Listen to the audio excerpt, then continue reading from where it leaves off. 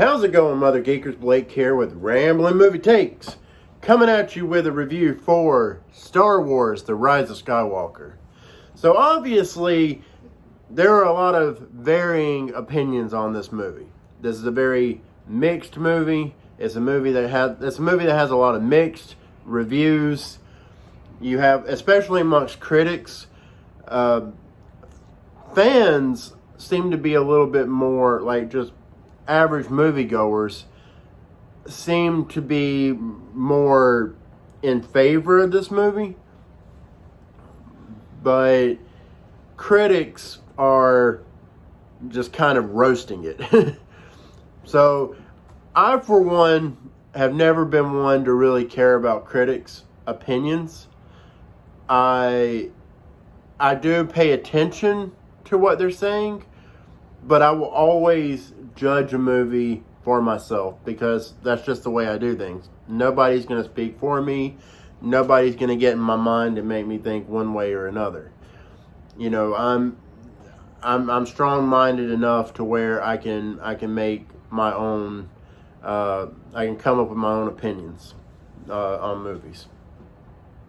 So, what did I think about this movie? I thought it was better than it's getting credit for. I feel like it's a better movie than the critics would have you think, or a lot of people that are on YouTube doing movie reviews. Like, I think it's a better movie than it's getting credit for sure. It has its problems. Don't get me wrong, this movie absolutely has issues. It's terribly, terribly paced. This movie has some of the worst pacing that I have seen. And the storytelling is very, very by the numbers. Dare I say generic. It's like maybe like B-movie storytelling. I don't know. You can tell that it's just rushed. You can tell that the movie is just rushed. And you can also tell that this was a much longer movie before it got trimmed down to 2 hours and 22 minutes. And you can just tell. You can tell there's a lot of stuff missing because of the quick cut editing. How, you know, 1 minute one thing's happening and then whew, something's happening the next minute. Like, it's just constant jump cuts. Like bam, bam, bam, bam, bam.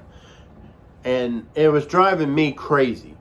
It really, really was, because I hate that. I hate when a movie does that. Like, I want to have time to, like, kind of take stuff in when I'm watching it. I don't want to constantly jump around, you know, like, I'm getting into, like, this one scene, but then something else happens. It's like, okay, I was getting into that, and then now we're on this that I don't really care about. So, that is the weak... those are the two weak areas with this film: pacing and plot. Pacing and plot. Editing wise, I'm kind of mixed on it. I feel like some of the editing was a little choppy, and I really didn't like a lot of the humor. A lot of the humor didn't land with me. A lot of the comedy, you know, like especially like with C-3PO. Like, I don't want to give any spoilers. I'm not going to go into any details. But C-3PO was driving me insane in this movie. Like, just, you know, trying too hard to, like, be a little like, ham-fisted. And, you know, the comedy. And I wasn't feeling it. So, you know, but, you know, aside from that, I like everything else. Everything else I thought was really good. I will say that, I mean, it's not a spoiler.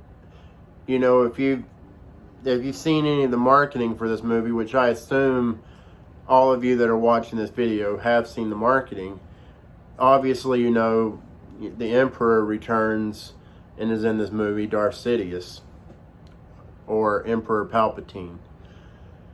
You know, he returns, and yeah, I don't know how I feel about the Emperor in this movie. Yeah, I'm pretty mixed on I'm pretty mixed on him. But that falls into the plot, really. So, again, there's a lot that I really like about the movie. I like the special effects, the action. The cinematography is great. I love all the nostalgic elements in this movie. There's a lot to really like latch onto if you are a hardcore Star Wars fan. If you are like really, really into Star Wars, there is so much in this movie to latch onto. But again, it does have its problems. I feel like, the characters get their due in this movie. I feel like Rey and Kylo's arcs concluded fairly well. Poe and Finn, they kind of get pushed to the background, but they weren't exactly essential to the plot in the first place. They were just supporting acts. Let's just be honest about it. They were supporting acts. So, and I do have some thoughts on Finn, however, and I will get into that in the spoiler review. But I think there's some stuff going on with Finn that never got the movies just never really went into. So, yeah, I look forward to diving into that with the spoiler review. I like the way they handle Leia and her death.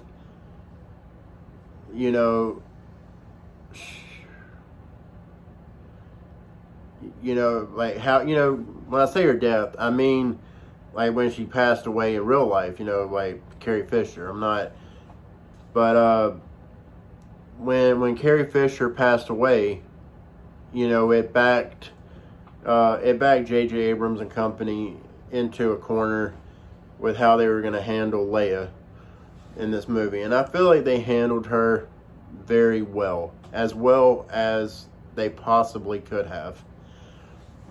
And she definitely got a proper send-off in this movie.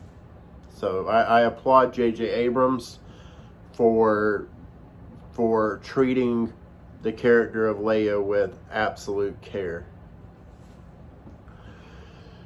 So another thing I will say is that I feel like the title of the movie is a bit misleading. The Rise of Skywalker. That's all I'm going to say, though. I don't want to get into any spoilers. I just feel like that is a very misleading title. I mean, I get where they were going with it, but it's misleading. There's no way around it. It's misleading, in my opinion. Some of you may disagree, but I found it to be misleading.